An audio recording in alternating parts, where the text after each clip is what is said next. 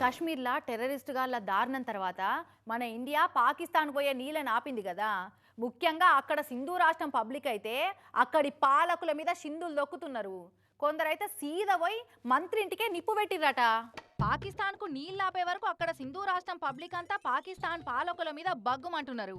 స్టూడెంట్లు సంఘాలోళ్ళంతా ఏకమై నీళ్లు కావాలని నిరసనలు చేస్తున్నారు. పోలీసోళ్ళు నిరసన చేస్తున్నోళ్ళకి అడ్డం పడితే ఉల్టా వాళ్ళనే మడత పెట్టిండ్రు. గుత్పలు అందుకొని తరిమిర్రు.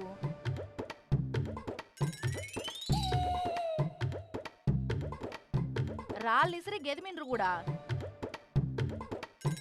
ఇంకొందరైతే బండ్లకు నిప్పులు పెట్టిండ్రు. ట్రక్కులున్న బస్తాలను దొరికినోళ్ళు దొరికినట్టు ఎత్తుకపోయిర్రు. ఇంకొందరేమో అక్కడి మినిస్టర్ జియావుల్ హాసన్ అనే ఆయన ఇంట్లో జొర్రి ఏడి కాడ పోతం పెట్టిర్రు. దొరికిన సామాన్లు దొరికినట్టు ఎత్తుకొని పోయిర్రు. అంతేనా, ఇంటిని కూడా కాలబెట్టిండ్రు. ఎగ్గిన చూడుర్రి, తొండ వాకినట్టే హోటింగ్ మీదకి వాకిండు. మంత్రి ఫ్లెక్సీని ఎలుక కొరికినట్టే చింపిండు. సింధుల పరిస్థితి కంట్రోల్ చేయలేక పోలీసోళ్లే చేతులెత్తేసిన పరిస్థితి ఉన్నది.